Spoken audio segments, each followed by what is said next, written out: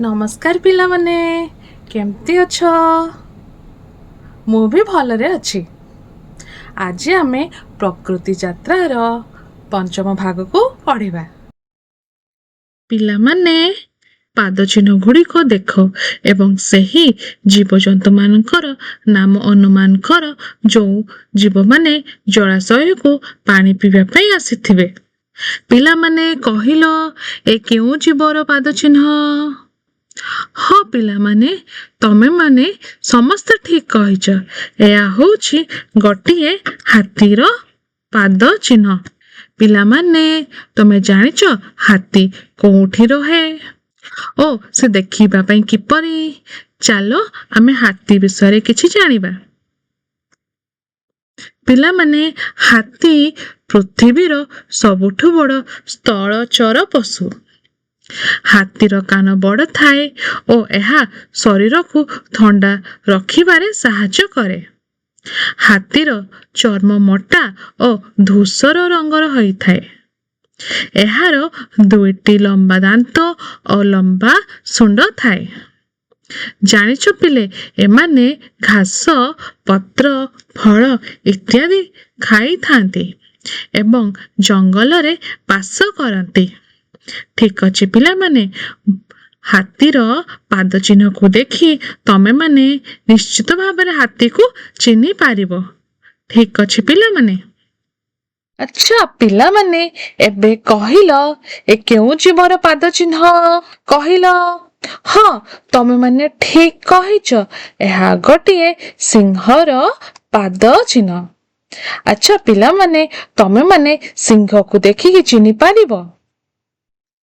ତ ଏବେ ପିଲାମାନେ ଚାଲ ଆମେ ସିଂହ ବିଷୟରେ କିଛି ଜାଣିବା। ସିଂହକୁ ଜଙ୍ଗଲର ରାଜା ବୋଲି କୁହାଯାଏ କାରଣ ସେ ଶକ୍ତିଶାଳୀ ଓ ସାହସୀ। ସିଂହର ଶରୀର ଶକ୍ତିଶାଳୀ ଓ ମଜବୁତ ଥାଏ। ତମେମାନେ ଜାଣିଛ ପିଲେ, ସିଂହର ଦାନ୍ତ ଓ ନଖ ଖୁବ୍ ତୀକ୍ଷ୍ଣ ଯାହା ଶିକାର କରିବାରେ ସାହାଯ୍ୟ କରେ। ସିଂହ ଖୁବ୍ ଜୋରରେ ଗର୍ଜନ କରେ ଯାହା ଦୂର ପର୍ଯ୍ୟନ୍ତ ଶୁଣି ହୁଏ। ପିଲାମାନେ, ସିଂହର ପାଦ ଚିହ୍ନକୁ ଦେଖିକି ଆଶା କରୁଛି ତମେମାନେ ସିଂହକୁ ଚିହ୍ନି ପାରିବ। ଠିକ ଅଛି ପିଲାମାନେ। ଆଚ୍ଛା କହିଲ ପିଲାମାନେ, ଏ କୋଉ ଜୀବର ପାଦ ଚିହ୍ନ? ଠିକ କହିଛ ପିଲାମାନେ, ଏହା ଗୋଟିଏ ପକ୍ଷୀର ପାଦ ଚିହ୍ନ। ଏ ପକ୍ଷୀର ନାଁ କଣ? ଏ ପକ୍ଷୀର ନାଁଟି ହେଉଛି ଶାଗୁଣା। ତମେମାନେ ଶାଗୁଣାକୁ କେବେ ଦେଖିଛ? ଶାଗୁଣା ବିଷୟରେ କିଛି ଜାଣିଛ? ଚାଲ ଆମେ ଏବେ ଶାଗୁଣା ବିଷୟରେ କିଛି ଜାଣିବା। ପିଲାମାନେ, ଶାଗୁଣା ମୃତ ପଶୁମାନଙ୍କର ମାଂସ ଖାଏ ଯାହା ପରିବେଶ ସଫା ରଖିବାରେ ସାହାଯ୍ୟ କରେ। ଏହାର ଡେଣା ଖୁବ୍ ବଡ଼ ଥାଏ ଯାହା ତାକୁ ଆକାଶରେ ଦୀର୍ଘ ସମୟ ଉଡ଼ିବାରେ ସାହାଯ୍ୟ କରେ।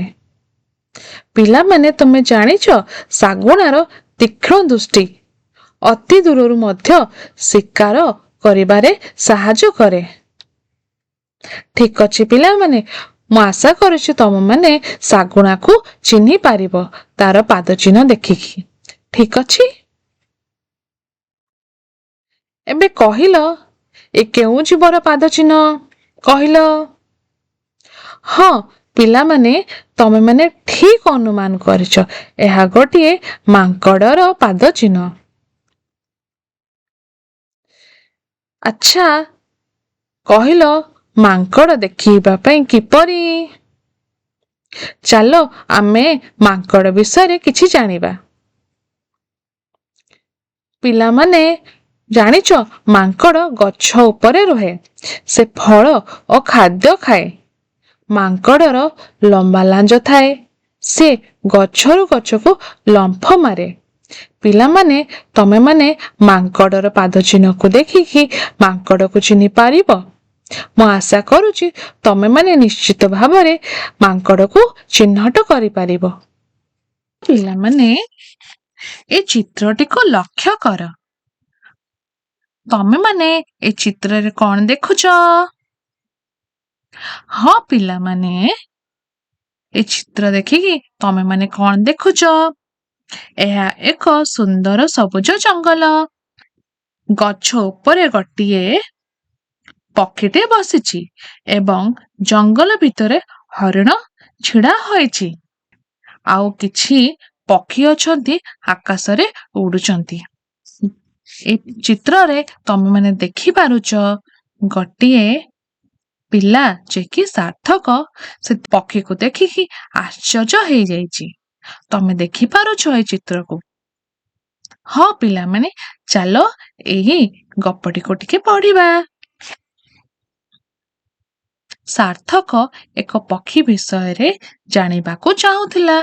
ଏହାର ଏକ ଲମ୍ବା ଲାଞ୍ଜ ଏବଂ ଏକ ବଡ଼ ବଙ୍କା ଥଣ୍ଟ ଥିଲା, ଯେ କି ପାଖରେ ଥିବା ଏକ ଗଛରେ ବସିଥିଲା। ଏହାର ଉତ୍ତର ଦେଇ କହିଲେ ଆଭା। ଆଭା କହିଲେ ତାହା ଏକ କଚିଲା ଖାଇ, ଯାହାର ସିଂହ ପରି ଏକ ଚୂଳ ବାହାରିଛି। ଆଉ କିଛି ପକ୍ଷୀ ଅଛନ୍ତି ଯେପରି ମୟୂର, ଯାହାର ପୁଚ୍ଛ ରଙ୍ଗୀନ, ଓ ଅନ୍ୟ କିଛି ପକ୍ଷୀ ଅଛନ୍ତି ଯେପରି ପେଚା, ଯାହାର ତୀକ୍ଷ୍ଣ ଦୃଷ୍ଟି ଶକ୍ତି ଅଛି, ଯାହା ଦ୍ୱାରା ରାତିରେ କିଛି ଦେଖିବାରେ ସାହାଯ୍ୟ କରେ। ବୁଝିପାରିଲ ପିଲାମାନେ? ସେ ଦୃଶ୍ୟଟିକୁ ଦେଖିକି ଟିକେ ମନେ ପକାଅ। ଆସ ପିଲାମାନେ, ବିଭିନ୍ନ ପକ୍ଷୀମାନଙ୍କୁ ଚିହ୍ନଟ କରିବା। ଆଚ୍ଛା କହିଲ ପିଲାମାନେ, ଏ କୋଉ ପକ୍ଷୀ? ଏ ପକ୍ଷୀର ନାଁଟି ହଉଛି ମୟୂର। ମୟୂର ଏକ ସୁନ୍ଦର ପକ୍ଷୀ, ଯାହାର ରଙ୍ଗୀନ ପୁଚ୍ଛ ଥାଏ।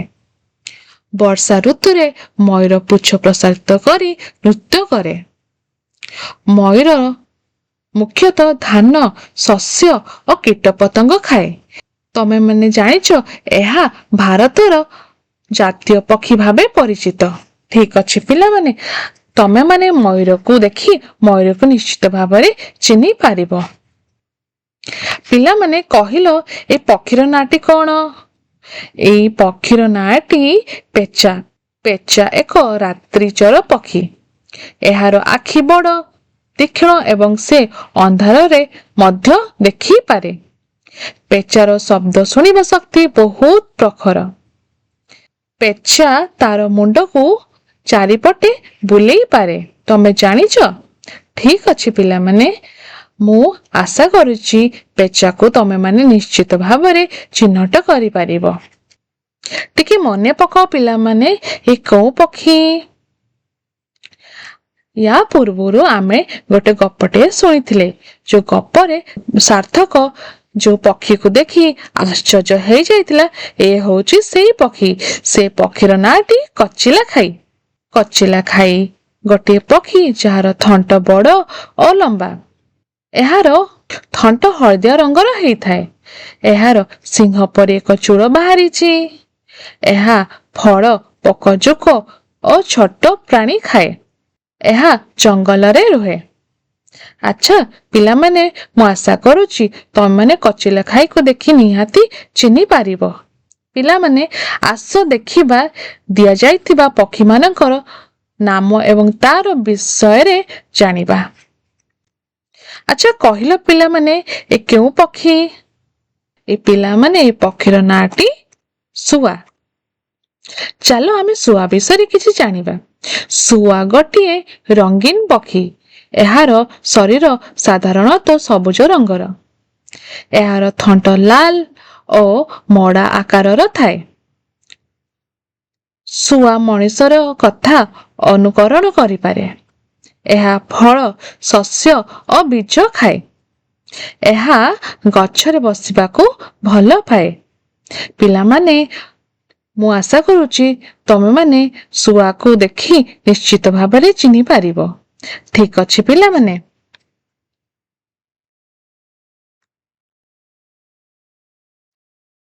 ଆଚ୍ଛା ପିଲାମାନେ କହିଲ, ଏ କୋଉ ପକ୍ଷୀ? ଏ ପକ୍ଷୀର ନାଁଟି କଣ? ଏ ପକ୍ଷୀର ନାଁଟି ବତକ। ଚାଲ ପିଲାମାନେ, ଆମେ କିଛି ବତକ ବିଷୟରେ ଜାଣିବା।